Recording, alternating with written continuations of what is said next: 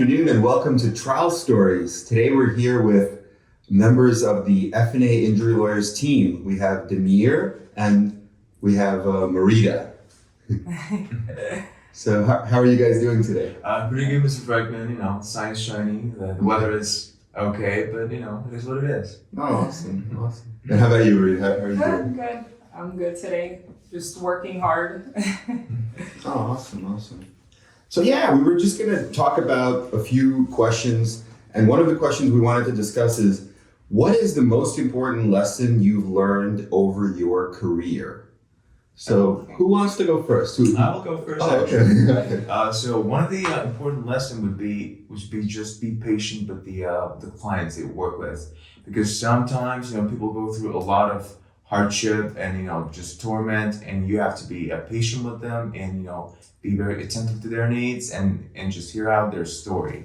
That's one of the most important things, because we're all human. We're trying to just understand each other and be just helpful to each other and try to resolve problems, so to say.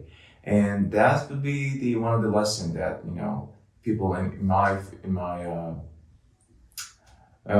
profession should know, in my opinion, because in the end we're all just people trying to help each other and and facilitate each other's problems. Mm-hmm. Yeah, that's good. I agree with you, actually. That's what we need to, well, before this, my career change was I used to work for a French chef in Manhattan, and it was very kind of like, I took my customer service skills from there and I brought them here.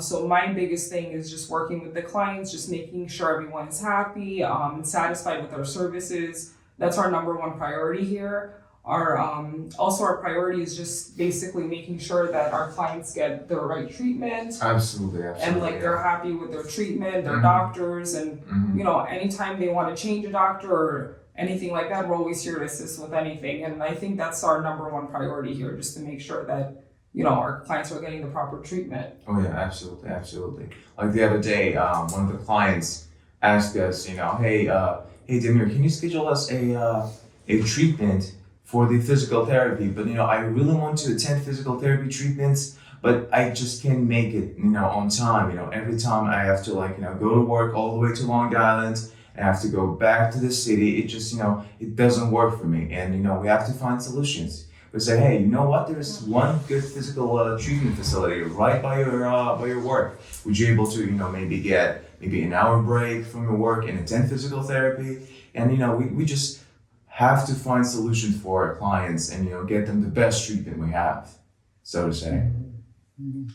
Yeah, no, those are really good points you guys bring up. Yeah, it's interesting because what Demir was saying in the beginning about, you got to be patient with the client, because really they're just a human being and they got into an unfortunate accident. Could be a ceiling collapse, could be a hit by a truck, anything, right? Trip and fall. And then this got thrust into their life unnaturally, because it usually happens due to the negligence of another party. And now they just have to deal with it. So one day they're enjoying their life, they're enjoying their passions, who they love, their family, their friends, their significant other, what they love, whatever it is, like the sports or cooking or whatever it may be. And then the next day after this event, everything is almost like they're in a twilight zone. What's going on? I'm hurt. I can't cook. I can't walk. I sometimes with a traumatic brain injury, I can't recognize people in my family. I can't think the way I used to. So that's really important to be really patient with them and to be understanding with them. And no, it's great that you guys are patient. That's difficult. Absolutely. So sometimes some of these patients could be very annoying, because they're going through a tough time. So they're not being annoying because they're a bad person. They're being annoying because it's just frustrating. This thing is going on in their life. Because it changes a lot of people's lives. I mean, if you went from doing something every day, even working, some people can't even work anymore, and they were passionate about their jobs and so that's what we try to understand too. Our biggest thing is putting ourselves in their shoes and kind of understanding what if this happened to me? So I think that's our biggest thing here, is that we all try to understand. And I think everyone is really good here with understanding, and relating to everyone that calls, because, it is traumatic. So Mm-hmm. Yeah, we have sometimes like young people, even my age, sometimes, I was speaking to the client the other day and he was telling me a story and he was telling me how he was severely injured at work and how he shattered his spinal discs. And I thought to myself, oh my God, what would I do if that happened to me? And you would just, try your best to give him the best treatment and to accommodate any of his needs just because, that person is, that person could be you. That person could be anybody you know. And that's why you do your best and try to accommodate clients. Yeah. No, it's funny you say that because I was just at a conference, a Trial Lawyers University conference, with a lot of the top trial lawyers in the whole nation, and they all gathered. Mm-hmm. And one of the trial lawyers, he just got like a verdict for $10 million. And that's what he said is, it's something known as the golden rule. Like when you're doing a trial, you can't tell the jury, hey, imagine if this happened to you. And now I'm going to ask you for $10 million. You can't do that because it's considered too prejudicial, right? If you tell the jurors, imagine this happened to you and look at what happened to my client. He has shattered spinal discs. And if they imagine that happened to them, they might just start giving you like millions and millions of dollars. So you can't do that. But what he does is he says, but imagine it happened to me. Or imagine this happened to somebody close, like a really close friend or a family member. And he said, you have to do that internally. You have to do that. And then, of course, you don't make that argument because it's not permissible to the jury. But because you have that feeling in your mind, now you're much more of an effective advocate. So I thought that was a really good point. Absolutely. Oh, that's so interesting that you're not allowed to say that. It's such a good, such a good point. You know what I mean? Because I guess people would get angry. They'd be like, "Yeah, what if it did happen to me?" Like, yeah. But you could like intimate it. You could say like, talk about. That's why they say maybe don't call the plaintiff by name, right? Because if I have a plaintiff and her name is Joan Smith, and I say, "Hey, this happened to Joan Smith," now everybody disassociates and thinks, "Oh, this happened to Joan Smith." If I got involved in, if the same circumstances presented to me, I would be more careful, right? And that's some kind of bias that it wouldn't happen to me, it happened to Joan Smith. That's why a lot of the good lawyers, what they do is when they present an argument, they say a person was walking down the street, and they tell a story, and then you just like, oh, it's a person, it could be anybody, it could be me, it could be, and that way you kind of can do that without, you can't do it explicitly, but you could still, there are techniques that a lot of the top lawyers use to still make that happen. Wow. So that's good advice for you since you're going to law school. Yeah. Hopefully next year. Yeah. That's awesome. In future. And that's amazing. Which law school do you want to go to? I'm planning on, maybe anywhere in New York City. I don't want to go too far from the city. Hopefully St. John's, hopefully Fordham, maybe Columbia, I don't know. Maybe I have the smarts, that's what we're going to find out, I guess. But, but time will tell. No, that's awesome. Mm-hmm. Okay, and let's see, what other questions do we have here? So that the first question was the most important lesson. And the second question is, did you always want to be a paralegal or a case manager? Tell us about a little bit about how you got here, your journey. Well, for me, it was, I went to college back in 2016 and graduated 2020. I always had the idea that one day I will go to law school, I will study, and I will be practicing law somewhere in a giant corporation in the city. That was my dream, and that's what I envisioned, since the beginning, I would say. But I had some career maybe hesitations and changes. I thought to myself, maybe I should try this out, and maybe I should try that out. But in the end, I've met a lot of my friends have been working as paralegals, prior to going to law school, and they told me it was an immense experience to have prior to attending law school, because you get to experience what actual practice is like. Because in law school they don't teach you at all how to practice law and stuff like that. They teach you how to do maybe problem spotting. They teach you how to maybe think logically more and rather than how is it like being in the field and how is it like to be a practicing attorney. That's why I decided to be a paralegal for a little while, and prior to go to law school, so to say, and then take it from there. And you have an advantage now because now you're getting like firsthand experience. So when you go in, Oh yeah, a lot of absolutely. stuff you'll be like, oh, I already know this. Like, I went through it. Absolutely. That's very cool. I will be competing with a bunch of college kids who are just, got out of college, and I would, of course, I would know a lot about legal procedure and how things work, of course. Absolutely. Yeah, like what's good here is that like all of our attorneys are super patient and everyone's like willing to like answer questions and like teach you, which is why people here like work here for a really long time because they feel like it's like such a comfortable environment where you can ask questions and you're not like thinking like you're being like annoying or absolutely. And like everyone's always available to answer like any questions, and that's why a lot of people that do work here, they go to, if they do leave, they go to like careers that like they got benefited from here or like so that's amazing. Absolutely. I totally believe so. Yep. Yeah. What was it like for you, Meredith? Well, for me, it was like I was working in, I graduated college in 2017, I think, yeah.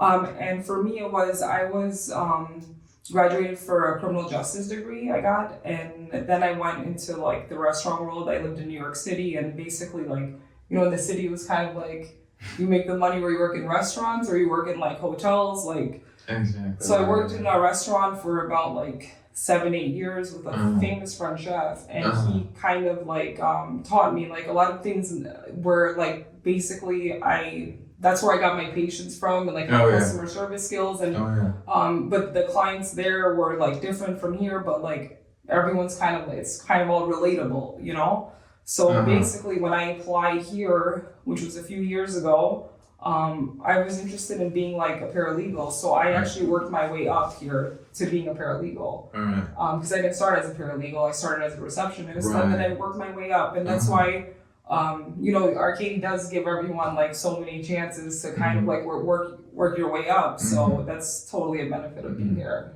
When I think of a 5-star chef, I think of Gordon Ramsay for some reason. What's it like being It's very intense, actually. Trust me. Yeah, it's very intense.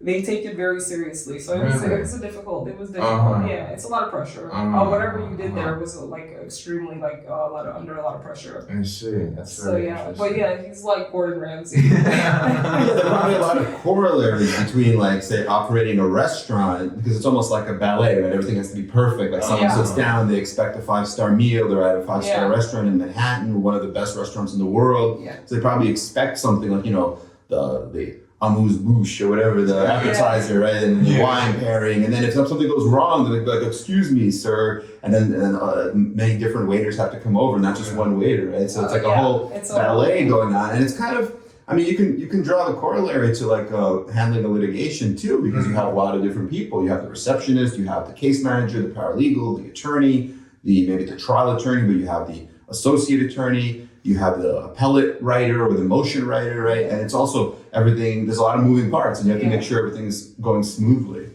Yeah, so like everyone plays a part into like everyone kind of getting the job done, So I agree. That's where I kind of, learned a lot of stuff, and I took the skills like elsewhere, with learning from him. So yeah. And was the actual head of the restaurant, the famous chef, was he there? He was actually there maybe like once every 2-3 weeks. Okay. Yeah. He had another chef working for him, but he was there once every like 2-3 weeks. And sometimes when we had like presidents, like Barack Obama, Bill Clinton came, like he would come in and he would cook for them. Oh, that's cool. Yeah. That is so cool. It's like, I used to see people every day. That's very interesting. Yeah. That's very interesting. Who was your favorite celebrity that you saw? I think Drew Barrymore. Oh, really? She was super, super sweet. Like we actually had like a conversation, and it was like 10-minute conversation. It felt like so normal. So she was really pleasant. But for the most part, they were all pretty pleasant. I see. That's very cool. That's very cool. Yeah, so it was an awesome experience. Oh, that's really cool. Okay, and then our final question for today. What's a commonly held belief about your industry or profession that you passionately disagree with? So something that people believe is true about, let's say, personal injury lawyers or civil trial attorneys that you disagree with. Yeah, I would say that the common image among about personal injury attorneys is quite obscured. Like I would say over time, people think of personal injury attorneys as like money grabbing, just like greedy people who only care about money, who don't care about their clients, which is absolutely not true. And it's not what we do here at Frekhtman Associates. I can assure you about that. Well, of course, our priority is to get our clients straight away and get them treatment, get them the most get their injuries squared away first, and then we can get the proper settlement for their injuries and for all the torment they went through. And this image of attorneys being just there for the money is absolutely false. I would say that's one of the common misconceptions, and something definitely is not true about the industry. Yeah, I mean, I think like you kind of hit it on the head there, because basically it's not just, I mean, people think that attorneys are out there for money. And of course, everyone likes money, right? I'm not going to say attorneys aren't like Mother Teresa, where they're doing it out of unadulterated, pure altruism, right? They're not doing it for free. It's not a charity. Absolutely. Everyone wants to make money, but the point is, like, are you passionate about the work, right? And the work is dealing in customer service with the client, making sure the client gets their treatment, doing the legal, the writing, going to court, and being their like counselor, their guide, and their advocate in court. So I think if you're passionate about the work, then the money will come. The money will come from that. Absolutely. And the money is like a benefit that you as an attorney will obtain. But I agree with you, like personal injury just gets a bad rap. Like I was actually driving to a restaurant like about 2 weeks ago. It was my son's birthday. And it was like, I think it was like a Sunday. We were just driving to this restaurant in Long Island, and I see this sign on the left. And it's like a dinky little office, second floor office, and it says something, I forgot the guy's name, like, Saul Goodman, whatever, personal injury lawyer. And I just thought to myself, oh my God, I would hate to be in that little office, that little dinky office, that little, and why is that our opinion of personal injury lawyers? Or, people that go on the buses and they say, like, have you been hit by this bus? Or people that, on the hammer, I'll hammer the insurance companies or whatever. So I thought, like, well, why are people doing this? Like, why is that the impression that people have of personal injury lawyers, that they're like ambulance chasers and this whole thing? And I think a lot of it has to do with the insurance industry, right? Because they're $1 billion industry, and guess what? They don't want you to sue. They want to collect premiums, but do they really want to pay out legitimate, reasonable amounts for injury victims? No, they don't, right? So they create this whole, misinformation campaign about tort reform, about lawyers being ambulance chasers, so that, it's almost like on a subconscious level, if you slip and fall, in the back of your mind, you're going to think, oh, do I really want to bring this case? Probably not, because I don't want to be going to one of these ambulance chasers, and I don't want to be going to court and try to receive something. But, it's just really, if you frame it differently, if you look at it differently, what it really is civil justice, right? Because like in the Declaration of Independence, you have the right to life, liberty, and the pursuit of happiness. So if you get grievously injured and it's a life-changing forever injury, now you can't be happy. So why can't you pursue your civil justice and go to court and get a fair amount to compensate you so that you could get the right doctors, so you could get, best-in-class medical care for yourself, for your family, and so that you could really rise up again and recover. Because what the purpose of personal injury law is, as to all the books and all the pattern jury instructions, is to put you in the same place where you were before you got injured. But to do that, sometimes you can never do that because the injury is so bad, but sometimes you can, and then the money is meant to do that, and then you just continue on with your life, because that's ultimately your goal, everyone's goal. Absolutely. I actually agree with you. And the commercials actually give personal injuries a bad rep too, because you see all those commercials and like they're so dramatic and it's so funny. But that's why maybe some people are skeptical about opening cases, because they're like, they look at these commercials maybe, I don't know. But I agree with you though. When I first started working here, I was like so intimidated by I was like, oh my God, personal injury attorneys, like they're gonna be so mean, I'm so nervous. And actually it was like the complete opposite. Like everyone was so nice and friendly, and I was like, oh okay, like I guess they're not all mean. So yeah, that's absolutely like. Yeah, and I'm not gonna lie too, I was guilty of that myself before going to personal injury. I thought, oh my God, these guys are just, in there for the money. They don't care about anybody else. And now that I had to experience how it's like actually working at a personal injury firm, my preconceptions have been just, changed. Absolutely. I don't think of it as the same. And, I work with Mr. Frekhtman. I work with other attorneys, and they're very nice, very polite, very understanding, and that's, I think, is the most important in this field. Call me Arcady, by the way. Sounds like I'm 75. Yeah, we gotta, no, that's the whole idea. Like, just be like a group of people, like a team, and we all have the same vision and the same passion, which is helping serious injury victims and their families. And, we just all work together. And of course, we, like anybody, we make mistakes. And if our clients make a mistake, we're here to guide them, and we're here to just do better and improve day in and day out and get the absolute, best results for them. And, and we can't take every case because, there are probably some people who are like fakers or whatever, malingerers. I mean, there's all the different types of cases out there, but if we can ask ourselves, would I feel comfortable sitting next to this client in a trial with the judge on the bench and the jury in the box, and would I feel comfortable getting up and presenting his case? Then if I say yes, then I have to, love that client and care for them and really get to know them, get to know their human story, their biography, like who they were as a kid, what they love, who they love, and then be able to effectively tell their story. And then I think that in turn will lead to a big allowance of compensation from the jury. Because that kind of defines probably you feel like it defines your character too. If you're representing someone that you feel like, or maybe it's not being truthful, because you don't want to put yourself in front of the judge and represent someone that you don't feel comfortable with. So I totally understand with that. Yeah, of course, absolutely. Yeah.